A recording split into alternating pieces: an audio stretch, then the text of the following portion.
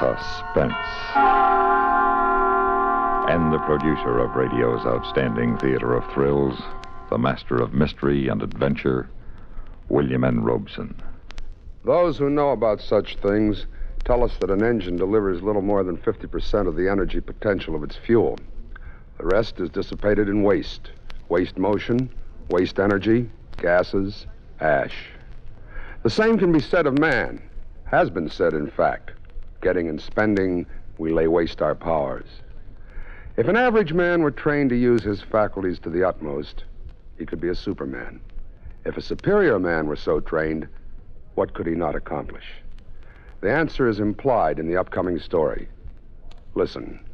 Listen, then, as Mr. and Mrs. Frank Lovejoy star in Man from Tomorrow, the last radio play written by the late Irving Reese, which begins in exactly 1 minute. American folklore is filled with legends about men who were as tough as nails, like the one about Pecos Bill, who went out for a walk one day. Unfortunately, a big 10-foot rattler crossed his path. I say unfortunately for the rattler. You see, Bill was a mighty fair fighter. Why, he gave that rattler the first 3 bites just to make things even. Then he waded into that reptile and he everlastingly thrashed the poison out of him. By and by, that old rattler yelled for mercy and admitted that when it come to fighting, Bill started where he left off. Yes, that was Pecos Bill, a legendary American. Folklore belongs to every nation's legendary past, and I guess we Americans have our share of some tall ones. Like the one about... but we'll have to save that one for the next time we travel your way. See you then. And now, Man from Tomorrow, starring Mr. and Mrs. Frank Lovejoy. A tale well calculated to keep you in suspense.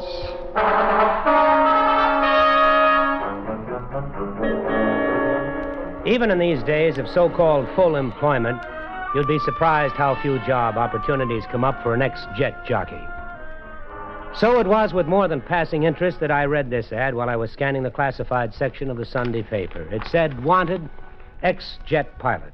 Unmarried, without family obligations, must be in perfect health and prepared for rigid tests. Successful candidate will receive good pay and be given opportunity to contribute to daring experiment in world betterment. Apply Tuesday at 10 a.m., Science Associates, 126 West Street. Well, Science Associates, you just got yourself a boy. It turned out there were quite a few boys with the same idea. By 10 o'clock Tuesday morning, nearly 50 of us were crowded in a windowless, air-conditioned room in the windowless, ultra-modern building of Science Associates. Oh, hi. Hi, Major. Well, hi, Randy. It's been a long time. Yeah. Some of the faces were familiar, guys that had been in the Air Force with me in Korea and afterward. We sat there and waited. An hour, 2 hours, nothing happened. I don't know about the rest of you guys, but this place is beginning to give me claustrophobia. I'm getting out. Open that door. Hey, it's locked. Hey, we're locked in here. Even before this had a chance to sink in, another door opened on the far side of the room. A guy with a white mask on his face came in carrying a Thompson submachine gun. Hit the deck! Everybody flattened on the floor except me. I made a dash for the man in the mask, but he disappeared as quickly as he'd come. Hey, Major, how come you didn't hit the floor? You tired of living? Well, he was shooting blanks. He was shooting... Couldn't you see that? There weren't any bullets chipping anything. Besides, I knew it was a gag from the way he held that machine gun. When those babies are loaded with live ammo, you got to fire them from the waist. Well, I don't like this. Come on, guys, let's crash the door and get out of this rat trap. Oh, save it, Randy. That won't do you any good. That door's as thick as a bank vault. And then something else. Thick, black, acrid smoke pouring out of the air conditioning vents. And a sound from somewhere. Of an airplane diving.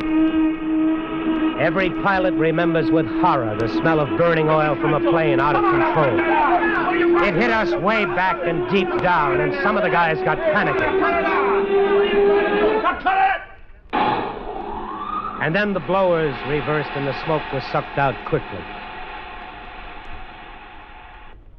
Attention, please. A loudspeaker cut in from nowhere. For the past 2 hours, you have been under close observation as a necessary part of this test.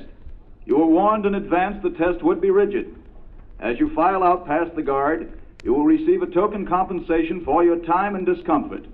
We now ask you all to leave, except the man who ran for the gunner.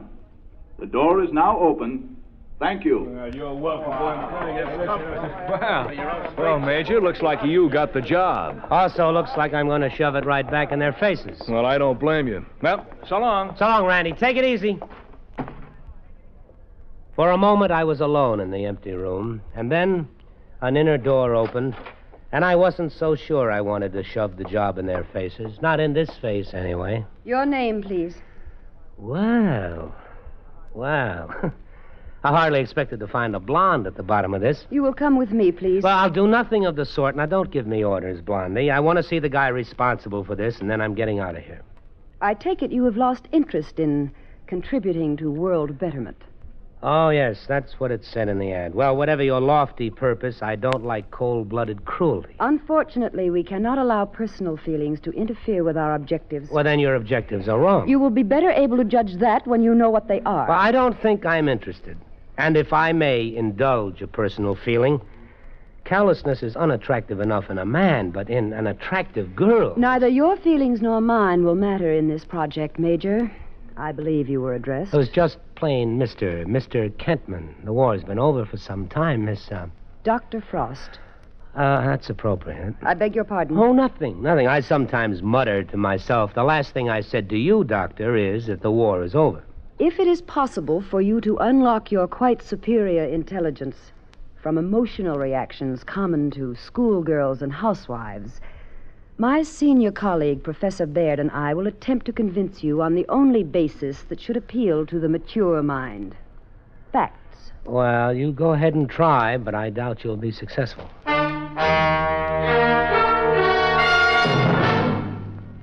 The second act of Suspense continues in 1 minute. This is Johnny Baker with Communism on the Spot.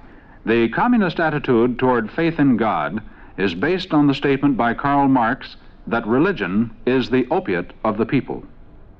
In keeping with his view, the Soviets established as a primary aim the destruction of all religious faiths. Communism can't tolerate religion, which preaches that there is a supreme being who is higher than any human authority.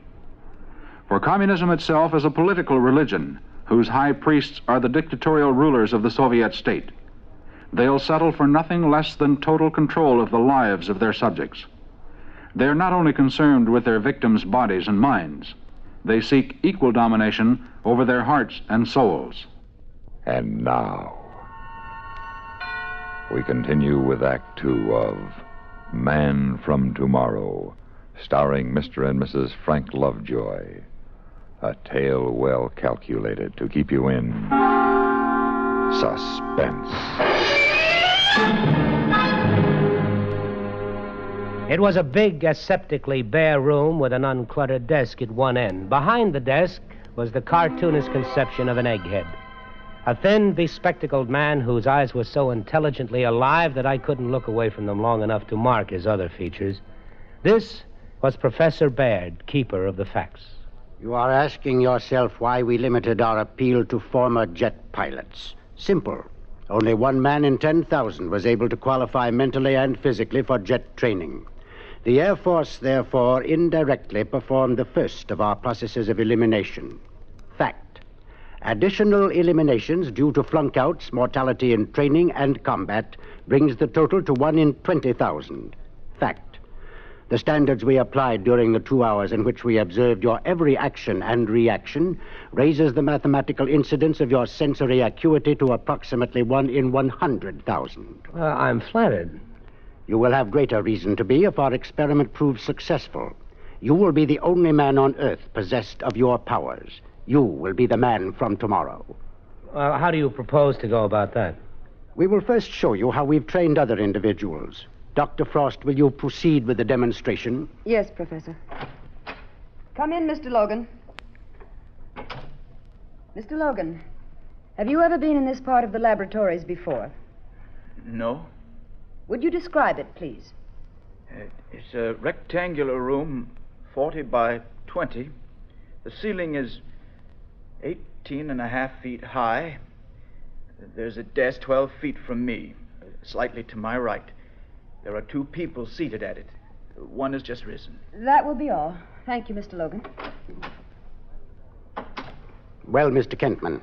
Well, it would be very impressive if any schoolboy with normal vision couldn't do as well. Agreed. But Mr. Logan is totally blind. Looking back now, I can hardly believe my own impressions. The blind man was followed by a deaf mute, then a paraplegic who'd lost all sense of touch and smell. Their demonstrations were incredible. Not one of these persons possessed physical senses above the average, Mr. Kentman. The deprivation of one sense or another, in the case of the blind or deaf man, stimulated nature's desire to compensate for the loss. But what are you trying to prove? That man has powers even now that are beyond his comprehension. We wish to explore those powers. Suppose one nearly perfect man with superior sensory perception to begin with could develop the extension of his 5 senses to the maximum degree we've just observed. What do you think would happen? I don't know. Neither do we. But it is our conviction that this man would also acquire a new sense, a 6th sense, that would endow him with a power never dreamed of before. Don't you think it's a dimension worth exploring? Maybe. But how could anybody accomplish it? Training. By producing the circumstances that surround the blind man, the deaf man, the handicapped. You would have to agree to cut yourself off from the outside world for 3 years. You would spend 6 months living in a pitch-dark laboratory. You would sleep, eat, function in a world of darkness. Various sound devices will be used to train and measure your hearing responses. After that, 6 months would be devoted to simulating the world of the deaf-mute, and so on. You will be paid $20,000 at the end of the 3 years. All the necessities of living will be provided during that time. Then a test will be made, and if our predictions are realized, you will be signed for an additional 5 years at $20,000 per year. Dr. Frost will be in charge of the training program. Do you wish to undertake it? Well, that's a pretty serious move. I'd like to think about it. You have all the facts, Mr. Kentman. We would like a decision now. You think feeling might enter into my considerations, Doctor? Is that what you're afraid of? Afraid? Fear is merely an emotion, Mr. Kentman. I have learned to control all my emotions. I wonder. I beg your pardon? I was muttering again, but what I meant to say is I agree to undertake the experiment. I was led into a pitch-dark room, blacker than the blackest night. It was to be my home for 6 months. It had a bed, bathroom, closets. All I had to do was to find them. I won't waste time telling you what that was like. Just close your eyes tight and try to find your way around a room that's familiar to you, and you'll get the idea. I was still stumbling around 3 days later when I reported for my training with Dr. Frost in the adjoining laboratory, which was even blacker, if possible. Oh, dear. Are you hurt? You wouldn't care if I broke a leg. There's a chair nearby. I know. I just fell over it. We can begin as soon as you're settled. Lucky it's so dark, I don't have to apologize for wearing my pajamas. Don't you like dressing? I love it when I can find my pants. Today's exercise will be recognition of pure tones. Here is an example. That is 1,000 cycles, or 1,000 vibrations per second, stripped of all harmonics. Now, what would you say that was? Oh, 1,100. It is 1,500 cycles. Now, please tell me when you begin to hear the next tone, and what the frequency is.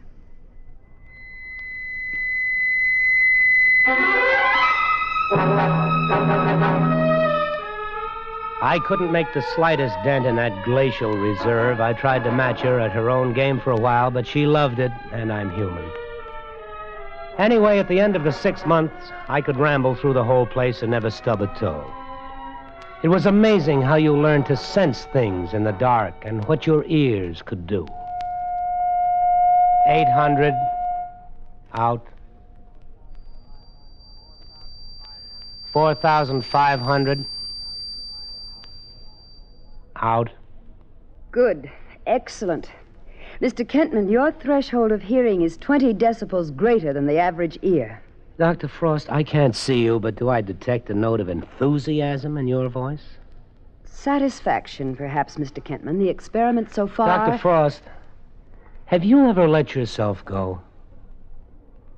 Mr. Kentman, I am not nearly so naive as you assume, nor have any of your innuendos or mumblings for the past 6 months escaped me. I told you in the beginning that neither your personal feelings nor mine would have any bearing on this project. You haven't answered my question. I am fully aware of the nature of biological stresses. In a scientific way, of course. What distinguishes man from the animal is his understanding of these stresses, but mostly his control. Well, control is a traffic cop with a stop sign, Doctor, but eventually the traffic has to go somewhere. I can understand the frustration of your masculine ego, especially in this enforced loneliness of the experiment. Oh, thank you. We have only begun. We have 2 years or more to go. The first phase is highly successful. As a scientist, I am very pleased. Strange, Doc. My hearing is so good, but I have yet to hear your heartbeat.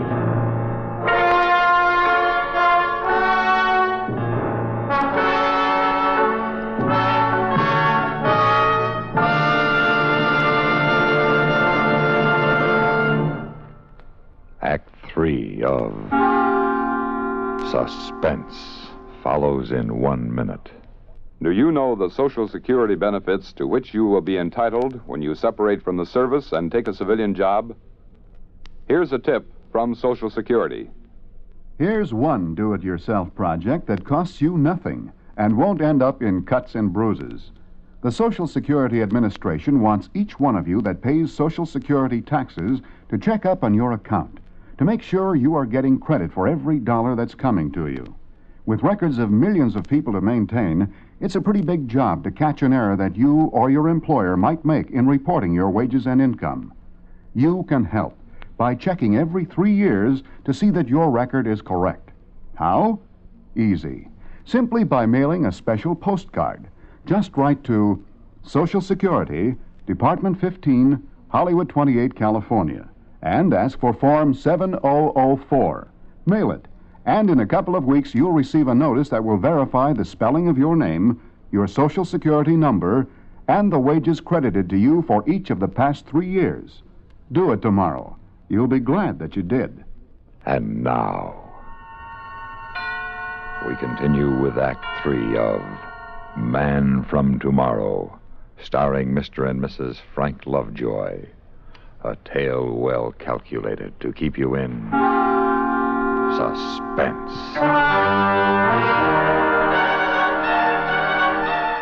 Now that my hearing was phenomenal, they turned off my ears. They devised some newfangled earplugs, and I began 6 months of silence. 6 months of being deaf as a doorknob. Deaf, but not quite deaf. Because I began to see sounds, to feel sounds like waves against my skin. I began to hear with my body and with my pores. Have you ever touched a sound? Have you ever seen thunder? You get so you look at sounds and almost see the waves they make trembling in the air. Have you ever tried silence? Try not saying a word, not uttering a syllable for an hour, a day. I tried it for 6 months, until all the unsaid words piled up inside my head. They clung like unborn sounds at the back of my throat. Whoever said silence is golden never felt the lump of lead that accumulates inside you. Silence.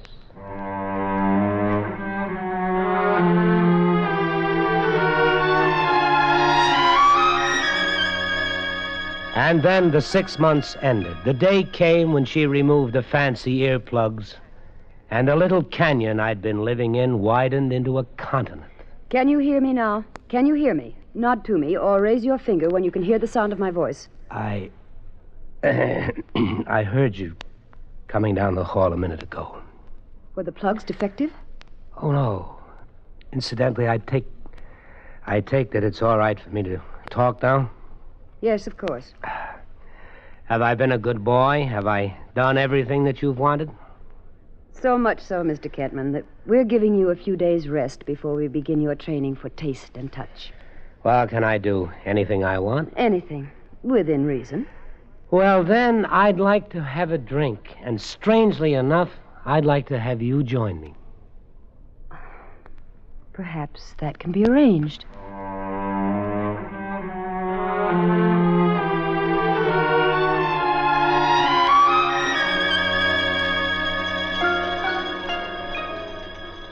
Oh, that wonderful sound of the clink of glasses.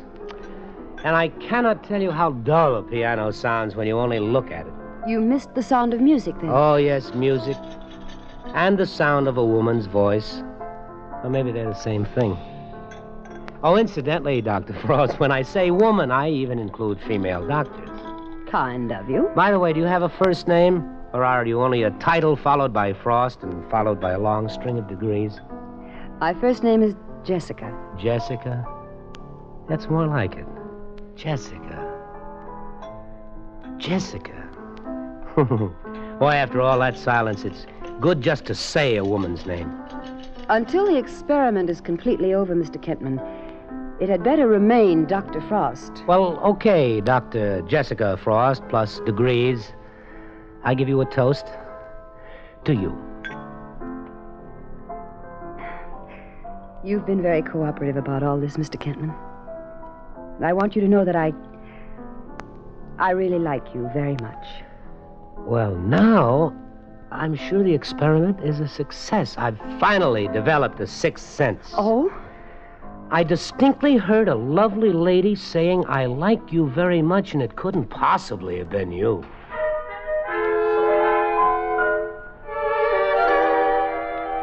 I rather enjoyed the touch tests.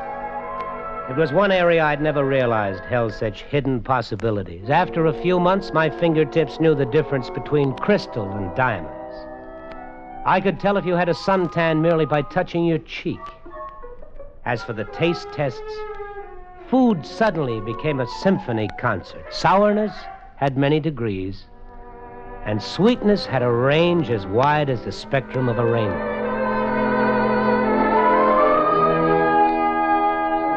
And then all of my highly developed senses brought on a new perception, something over and beyond and added to the rest. By the time my training was finished, I knew I had acquired a knowledge beyond knowledge. Sit down, Mr. Kentman. Thank you. Your period of training has been completed. You have passed the final tests, and we have decided to retain you. Now, will you sign the contract, please, Mr. Kentman? It's the arrangement as agreed. $20,000 a year for the next 5 years. Mr. Kentman, is anything wrong?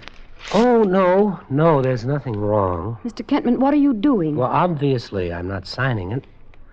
But why? Because I'm afraid. What is there to be afraid of? Myself. And what I know now, and what I'm going to know in the future, what you and Dr. Frost may ask me to do. Afraid to make contributions to scientific progress? Oh, I respect science. Progress, I'm for that, too, but I can see beyond the microscopes and the telescopes and all your theories and experiments. And I don't see one important thing. I don't see happiness, only fear and falling buildings. That's what I see coming out of my super sense. And you'd waste this great talent of yours. Throw it away, turn your back on progress? No, I didn't say that. I'll look for a new kind of progress.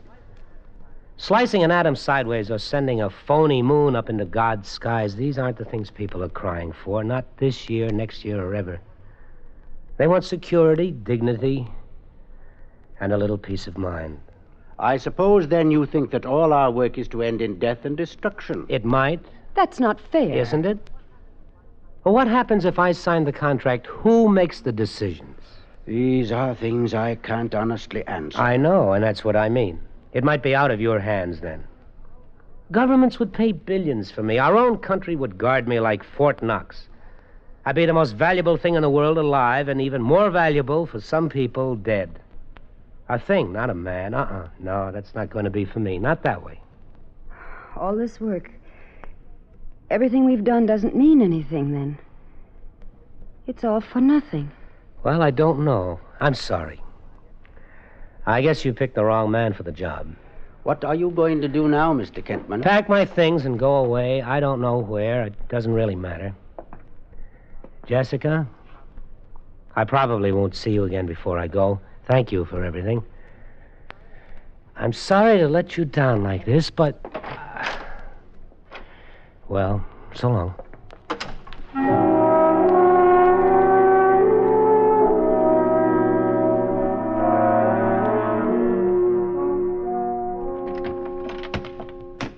Well, that is that.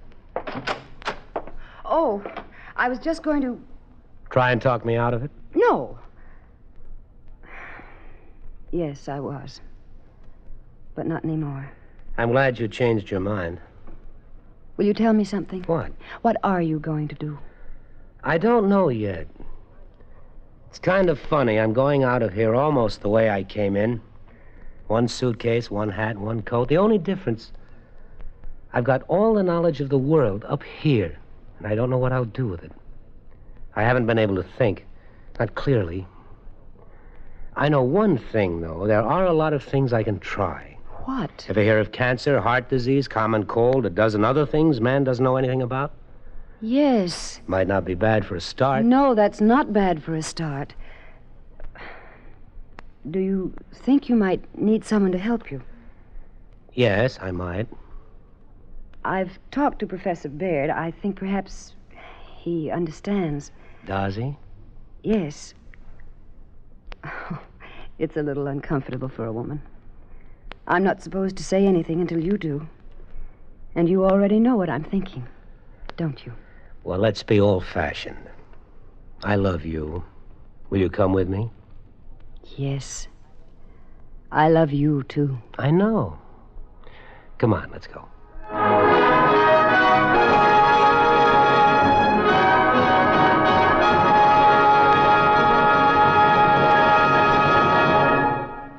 Suspense, in which Mr. and Mrs. Frank Lovejoy starred in William N. Robson's production of Man from Tomorrow, written for radio by Irving Reese. Listen. Listen again next week when we return with another tale well calculated to keep you in suspense. Supporting Mr. Lovejoy in Man from Tomorrow were Mrs. Lovejoy, Joan Banks as Dr. Frost, John Hoyt as Professor Baird, Peter Leeds as Randy, and Norm Alden as Mr. Logan.